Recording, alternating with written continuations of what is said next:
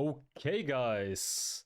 Um, hey, what's up, guys? Darkbreaker here, and in today's video, we are going to react to the wildrift patch notes 3.5b. So, um, what's gonna happen? We have the new champion Lillia, and we have some really nice skins coming. Spirit Blossom for Yasuo, Yone, Teemo, and Thresh, I think. So I hope you guys will enjoy this video. Make sure to leave a like and subscribe. Show me that you guys actually want to see my reaction to these patch notes, and yeah, make sure to leave a like so I can see that you guys actually want to see it, because at the end of the day, this video comes out pretty late in comparison to other videos or other reactions. Okay, the beginning. Oh dear, it's the last patch of the year. Welcome to 3.5p. 4.0 is coming in exactly 1 month, by the way. Never fear, there's still plenty to fawn over this with the arrival of Lillia and adventure into the spirit realm. Snowball fights with our favorite Poro Pals, and of course some balance updates. Oh dear, it's the last patch of the year. Welcome to... Wait, it's... okay, that's wrong. Okay, new champions. Lillia, the Bashful Bloom. I've uploaded 2 gameplays for her already. Definitely make sure to check it out. I think she is a really strong jungler and intensely shy. The Faithorn Lillia skittishly wanders Ionia's forest, hiding just... Okay, I don't think people care too much about this. Coming out tonight. Event Spirit Blossom. Step into the spirit realm and see what awaits you. Comes out at the same time. Snowball fight. Have a snowball fight with your favorite fluffy Poro friends. Please note, no Poros will be harmed during the snowball fights. We promise. This snowball fight event begins December 30th at 00 UTC. Champion changes. I think people that already checked out the sneak peek are kind of familiar with the changes, but let's run through the changes, what I think is interesting, and my opinion about the changes. So for Braum, they are nerfing the base stats, the base attack damage by 4, and the base armor by 4 as well, making him weaker in the early game especially. I guess because Braum seems to be perform really well for a cheesy level 2 kill. I guess that's what they wanna nerf, and also his auto attacks, like his last thing, is gonna be harder. Does it actually matter? I mean, I think the attack damage doesn't matter too much, but the base armor definitely matters in the early game. Dr. Mundo. Okay. Damage to monster cap gets increased. This is interesting, but I don't think it will matter in the early game, because the damage to monster cap, it scales with the enemy HP, right? But in the early game, the monsters don't have that much HP yet, so your Q is not gonna do that much damage. So it's gonna be buff in the late game when you wanna secure big objectives like the Baron, the Dragon, etc. It's gonna make his jungle clear speed in the mid and late game also a bit better. But it honestly doesn't really matter too much. Like, I think Mundo jungle is not that good, but maybe I'm gonna just clickbait and you guys are like, oh wow, Darkbreaker here, the Mundo jungle is so good. But I don't think it's gonna be that good. Hard Zapper, it's the second ability, getting reduced by 3 seconds at every rank. This is a pretty good buff. I wish they buffed the third ability, because the third ability is like the main damage tool for Mundo in the early game. While the Bale is obviously nice for some harassment, but it's only for monsters, so it doesn't matter too much. It's gonna make him definitely better, but you won't notice it that much. Like, you won't think, wow, finally, Dr. Mundo S++ broken as fuck. I think around A or B tier. Next one, Garen. Since our last changes, Garen has significantly fallen off in higher levels of play. We are going to give this golden boy some justice and revert Judgment's damage nerf and increase the crit multiplier on it, so that you will be rewarded more for your skillful plays. Judgment. The base damage is getting increased by 2 at every rank, which is pretty nice actually, because it's per tick. Total damage for all ticks is getting increased by 16. So it's a 16 buff across all ranks. You will definitely notice the increased damage in the early game, especially like 16 additional damage, which is actually a lot. And now the outer edge critical multiplier is getting increased by 10%. I've seen on Reddit people are telling, you can go crits, Garen, it's so good, Infinity Edge Garen to 150%, and the edge crit multiplier, it's gonna be so crazy. Guys, don't do that. If you want to play Garen, Bruiser build is the best build. Maybe if you guys really want to see it, I can try it out for YouTube clickbait. But honest opinion, don't play crit Garen's troll. I think Garen has already high enough base damage. If you're ahead, you don't really need the additional crit damage. You just want to build some tanky, soak damage, and do a decent amount of damage. You're like not a damage dealer, especially not building crits. I've seen it was like upvoted, like #1. Garen crit, so strong. Oh my god. Oh no. Infinity Edge, no. If you guys want to see it for fun, I can try it out, but nah. Kassadin, the first ability, base damage is getting increased by 10, and the cooldown is also getting lowered by 1 second. I don't like that change. I think I can understand why they're doing it, because Kassadin probably has a pretty low win rate. Because you need a lot of items to make him work, and his early game is not that strong anymore, but his late game is still cracked.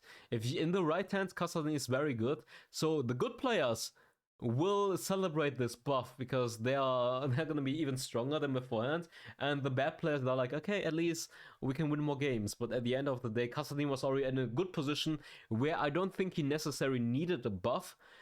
This buff is more tended to, I guess, lower skilled Kassadin or less experienced Kassadin players. I don't like this buff. I think Kassadin was already in a very good position. But it's okay, it's the first ability. It's not the third and not the ultimate. It's okay, it's acceptable. Next one, Kayn. They are buffing Kayn even more. Even after our adjustments last patch, you could say that the Shadow Assassin Kayn is still feeling a bit blue.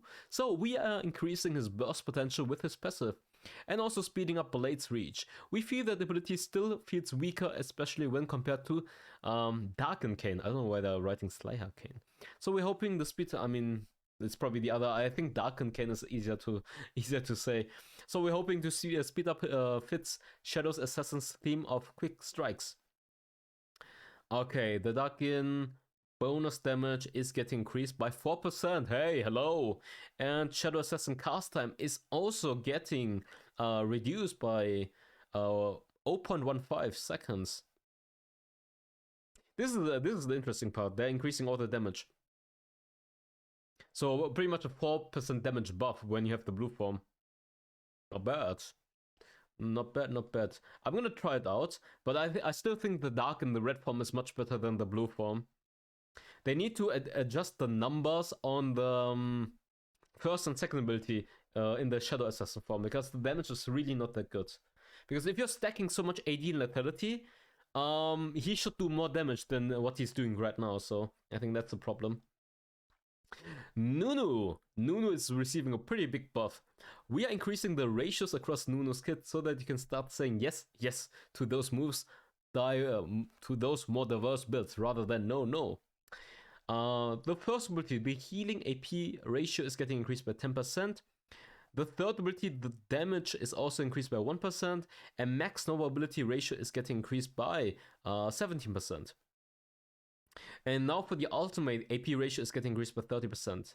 So if you're building hybrid or AP, full AP, I wouldn't build full AP. I think a hybrid build with Road of Age, Sunfire, or Sunfire Road, probably Road of Age, Sunfire, into Abyssal Mask, or actually you could go Banshee plus Reflector, could be a good option. I remember I used to go some Bruiser or some hybrid AP builds. I think hybrid AP is going to be very good.